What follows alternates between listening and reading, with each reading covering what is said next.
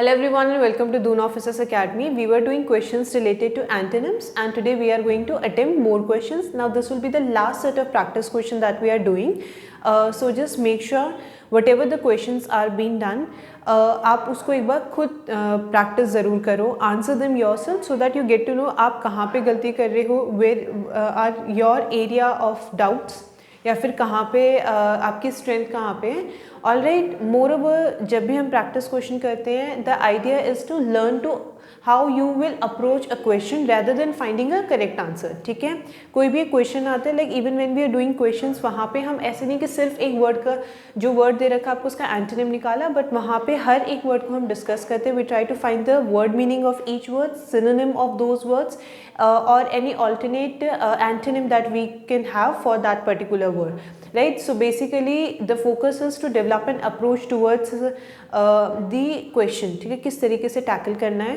Again आपको जो भी आप क्वेश्चन कर रहे हो, if you can find another synonym or antonym for the word, just make a note, quick note, so that at the time of examination आपको ये पता हो कि किस तरीके से क्वेश्चन अटेम्प्ट करना है. And these notes are really helpful for the revision, right? So we'll start off with the session. Before starting the session, if you want to join Doon Officers Academy offline batches, then you can contact on the number that is given on the screen. So you can register yourself for the offline batches for any of the defense examination that you are preparing. Now that can be the RAMC, RMS or Sainik School, or even if you are preparing for NDA, CDS level, even FCAT level examination, then you can enroll yourself for the offline batches.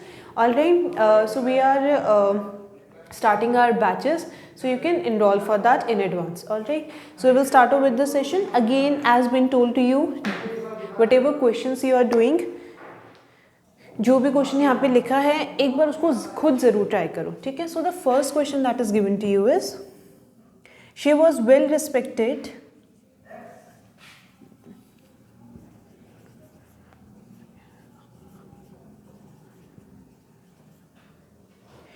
and erudite.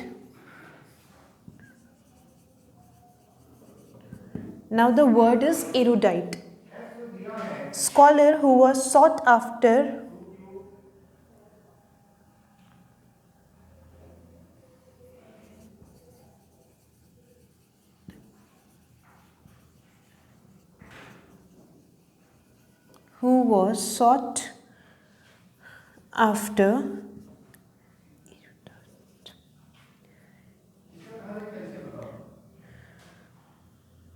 by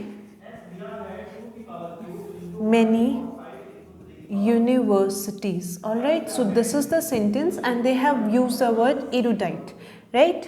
So the first one is ignorant,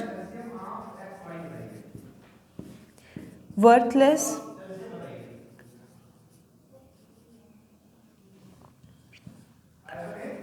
learned, and the last one is eminent. All right, so this is what the sentences are. ठीक है, तो अब सबसे पहले you must know the meaning of the word erudite. All right, now first go through the sentence. ठीक है, sentence क्या बोला जा रहा है? She was well respected and erudite scholar who was sought after by many universities. Right, now tell me if you have used the word respected and erudite, चलो उसका मतलब ये assume कर रहे अभी नहीं पता. Scholar who was sought after by many universities. In universities you will, अगर आपके गेस्ट लेक्चर्स वगैरह भी होते तो आप किन को बुलाते हो? Someone who is a learned personality, जिसको नॉलेज है अपने फील्ड में, right? So erudite is basically related to the word scholar. ठीक है, who is very good at their subject. ठीक है, so erudite is basically means anyone who have great knowledge. ठीक है, अ पर्सन हु जिसको अपनी चीज़ों का ज्ञान है. ठीक है, whatever the field they are in, right, so they have a great knowledge about it. ठीक है, so the basically the word erudite simply means anyone who is good at or who has a great knowledge, they have great experience over the subject that they pursuing. ठीक है, जो भी subject उनका है उसमें उनको बहुत अच्छा खासा ज्ञान है, right? So this is what the word erudite means. So now we have to find what antonym for the word. ठीक है, who was sought after by many universities. First is ignorant. We know the word ignore. ठीक है, when we talk about the word ignorance, someone who is uneducated, someone who lacks knowledge. Alright. So ignorance simply means जो aware नहीं है अपनी surrounding को लेके, right. So we can use the word for ignorant uneducated, और even if we can say and someone who lacks knowledge.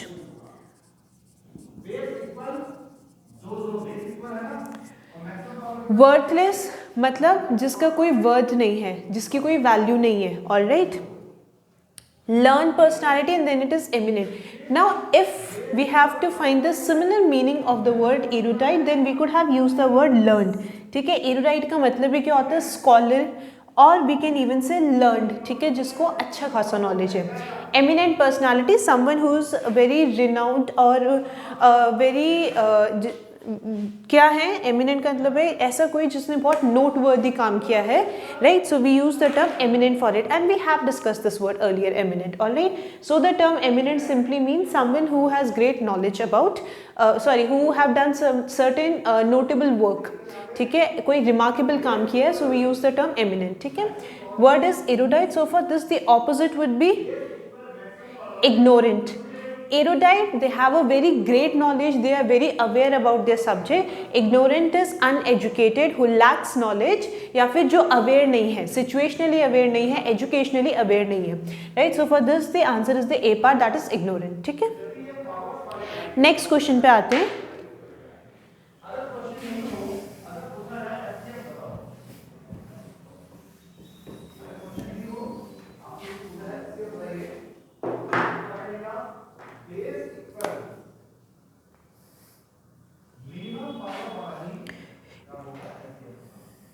Now the next question is using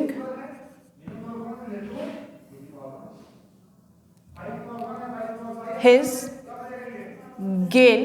So the word is gale.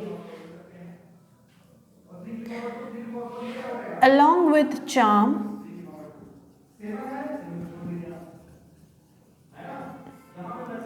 and good looks,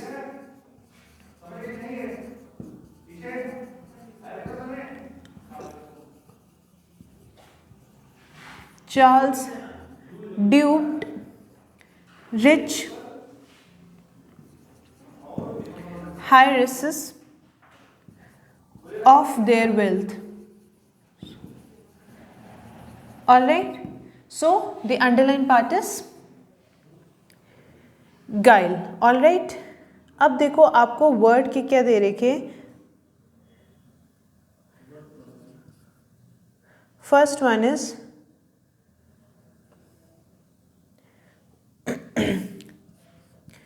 treachery. ठीक है.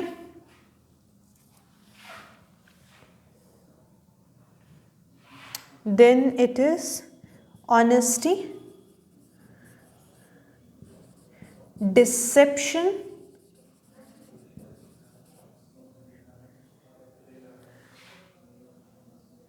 and then the last one is knavery. ठीक है.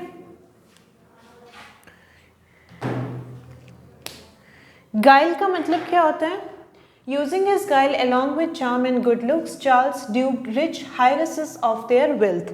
ठीक है, जो आपके ऐसे लोग हैं जो basically who are royals, so he used his charm and good looks. तो बेसिकली आप देखो, if there is a word that is used with charm and good looks, but वो काम क्या कर रहा है? उल्टा काम कर रहा है, right. He is doing the any action exact opposite of that, right. So using his guile, guile का मतलब होता है when you are dishonest. ठीक है, आप दिखा कुछ और रहे हो, आप बोल कुछ और रहे हो, बट आप काम कुछ और कर रहे हो, right. For example in certain movies you have seen right what is being done in the front. ठीक है, जो आपको सामने दिख रहा है, बट अंदर क्या है? They are planning something else, right. So for example a bank robbery, it is well planned, somebody has well planned the bank robbery, right. So in the process when he is actually planning his plan, और how to execute it, तो उससे पहले वो क्या कर रहा है कि he is trying to get to know other people, ठीक है, लोगों को जान रहा है, तो he is been dishonest with them, he basically he is masking what his actually plan is, right. So guile simply means when you are been dishonest about something, ठीक है, फ्रॉड भी आप बोल सकते हो इसी को। ट्रेचरी का मतलब क्या होता है, there is a term called treason. Treason मतलब क्या होता है, धोखा देना, ठीक है। So the term treason simply means कि जब आप क्या कर रहे हो, किसी का आप विश्वास तोड़ रहे हो, right, when you are breaking trust of someone, तब हम क्या बोलते हैं, ट्रेजरी, धोखाधड़ी जिसको आप बोल रहे हो, right. Then it is honesty, knavery and deception. Knavery का मतलब होता है, छोटे कुछ बच्चे होते हैं ना, वो कुछ छोटी छोटी मस्ती करते रहते, तो वो जो मिसचीफ है उसको हम क्या बोलते हैं, knavery. Now that is not a crime, है ना, अब बच्चे उसने कुछ कर दिया, राइट, अपने बचकानी हरकतें कर दी, तो that is knavery. So you can label this as mischief, मस्ती जो करते हैं ना, बचकानी हरकतें, so there we use the term knavery. Honest का मतलब होता है जो हमेशा, right, someone who is very honest means कि वो क्या हमेशा सच प्रेफर करते हैं। डिसेप्शन, डिसेप्शन का मतलब है अगेन किसी को डिसीव करने का मतलब है, जैसे कि आप मैजिक देखते हो तो they know where are you looking, और उनको पता है तुम्हारा अटेंशन कहाँ जाना है, right. So the game of magic is basically about word, आपको डिसीव कर रहे हैं वो लोग, आपका ध्यान कहीं और भटका रहे हैं। सो डिसेप्शन बेसिकली मीन्स जहाँ पे आपका ध्यान कहीं और किया जाता है, alright, so that is deception. Now dishonest and fraud, देखो उसका हमें क्या एंटोनिम चाहिए, right, so this is honest, ठीक है, समवन हु इज डिसऑनेस्ट, उसका अगर if you will talk about the antonym for the word gain, that is honest, ठीक है। ट्रेजरी का मतलब क्या होता है, किसी का विश्वास तोड़ना, when you basically break someone's confidence, trust और फेथ, वहाँ पे हम क्या बोलते हैं, ट्रेजरी। डिसेप्शन का मतलब होता है कि आप किसी को क्या कर रहे हो, उनका ध्यान भटका रहे हो, right. So for this the answer is the B part, that is honesty, ठीक है। नेक्स्ट क्वेश्चन पे आते हैं।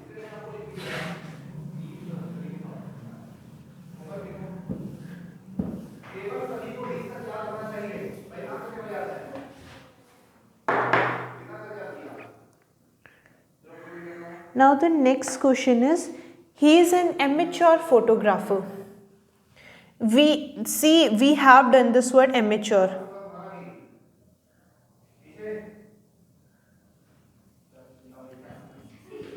He is amateur photographer. So the word is amateur,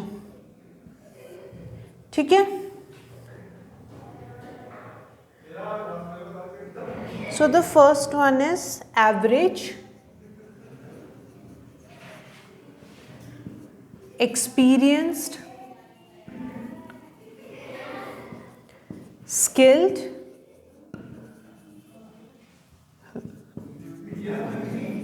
professional, ठीक है। Now the term is amateur.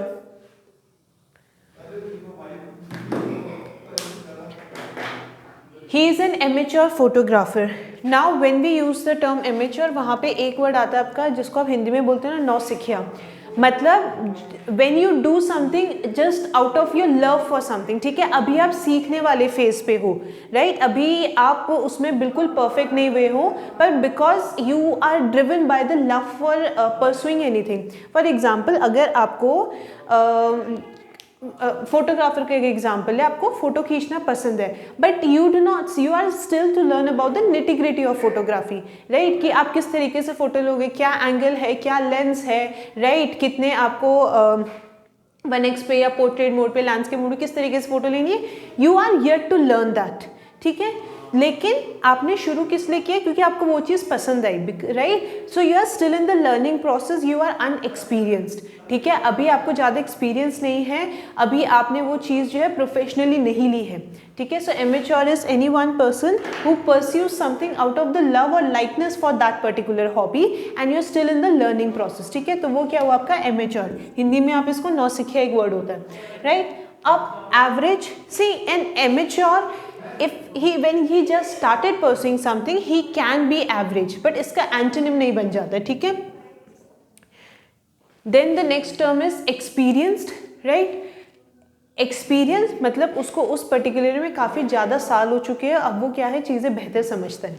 Then it is professional and skilled, ठीक है. कोई स्किल आपको कब आती है, जब आप उसको धीरे धीरे जैसे जैसे पॉलिश करते जाओगे वैसे वैसे आपको वो स्किल आती जाएगी, राइट. सो एमेच्योर फोटोग्राफर का मतलब क्या है, अभी वो सीख रहा है, राइट. लेकिन अगर हम प्रोफेशनल फोटोग्राफर की बात करें मतलब उसको सारी डिटेलिंग जो भी चीज़ें रिक्वायर्ड है एक फोटोग्राफर बनने के लिए वो चाहिए.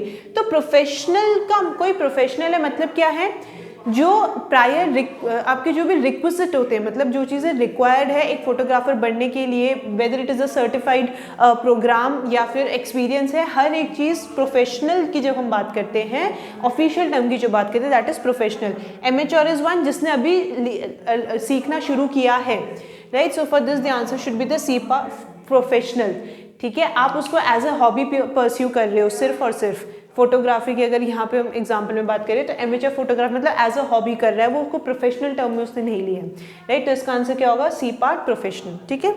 नेक्स्ट क्वेश्चन पे आते हैं.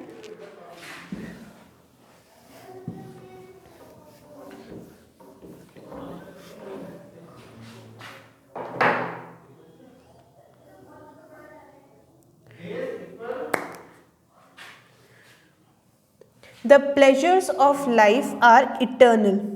वी एक बार हमने ये वर्ड किया है इटर्नल.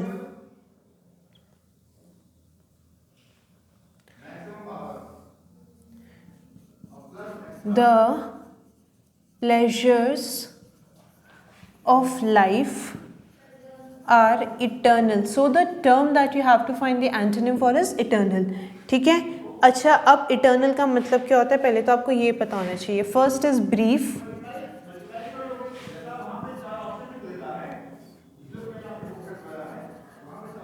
ट्रांजिएंट,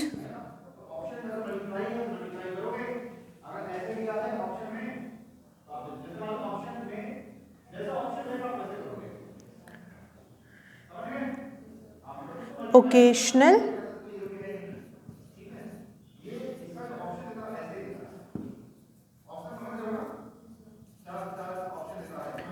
ठीक है, occasional and then it is skilled, ठीक है.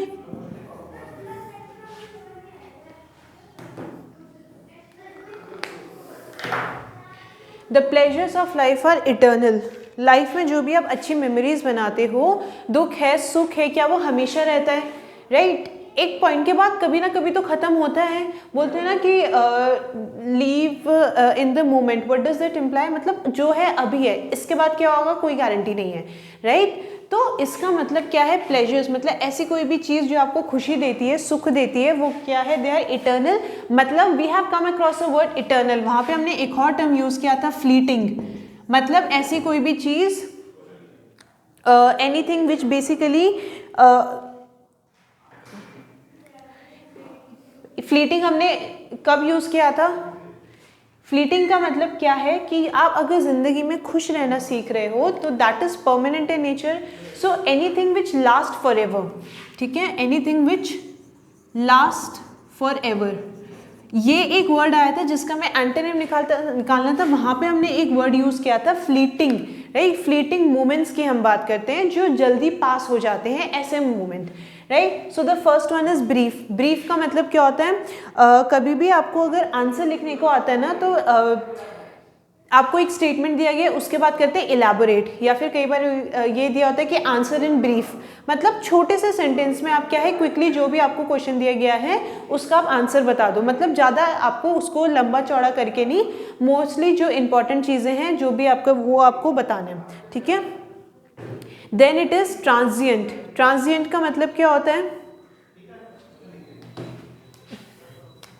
ट्रांजिएंट का भी मतलब होता है कि ऐसी कोई, ट्रांजिएंट में एक वर्ड है ना ट्रांस, मतलब जो ट्रांसफ़र होती है, मतलब एक जगह नहीं रहती, वो थोड़े टाइम के लिए रहती है, right. Which passes with time, right. Transfer करने का मतलब क्या होता है, पास करते हो. So anything that passes with time, मतलब ज़्यादा लंबे समय तक के लिए नहीं रहती है, that means transient. Skilled we have just discussed, right. Occasional, कोई भी ओकेशन होता है, क्या ओकेशन हर रोज आता है, नहीं. ओकेशन एक पर्टिकुलर टाइम पीरियड के बाद आता है. तो समथिंग विच इज ओकेशनल मतलब एक पर्टिकुलर टाइम इंटरवल पे आती है, वो बार बार नहीं आती है साल में, right. So the word is word eternal, anything which last for ever. But we have just discuss transient का मतलब क्या होता है, कोई भी चीज जो क्या है आपके which is passing away with time, ठीक है, जो टाइम के साथ क्या है पास होती जाती है. So for transient we can use one more synonym that is fleeting. अगर ट्रांजिएंट का सिनोनिम फ्लीटिंग है, इटर्नल का एंटोनिम भी फ्लीटिंग है, तो फिर इटर्नल का एंटोनिम ट्रांजिएंट भी हो जाएगा, ठीक है. तो बेसिकली कोई भी ऐसे वर्ड होते हैं, परमानेंट हो गया आपका, तो परमानेंट मतलब जो हमेशा रहता है, टेम्परेरी जो आपके क्या है थोड़े टाइम इंटरवल के लिए. तो अगर एक ब्रॉडर एस्पेक्ट में बात करें तो इटर्नल का एक और एंटोनिम हमारा टेम्परेरी भी हो सकता है. Alright, so these were few of the questions that we have done, and with that we have come to an end of the practice question of antonyms. इसके बाद एक और we will try to do either synonym या फिर कुछ vocabulary, or else we will try to do another type set of questions, right. ये question जो थे बिकॉज इसी पैटर्न पे आपके RAMC एग्जामिनेशन में क्वेश्चन आते हैं. So try to solve these questions. Alright, आपके पास कोई भी प्रैक्टिस बुक है, if you don't have it then you can note down this question as well, whatever method suits you, right. So this was all for today. Thank you and have a good day to you all.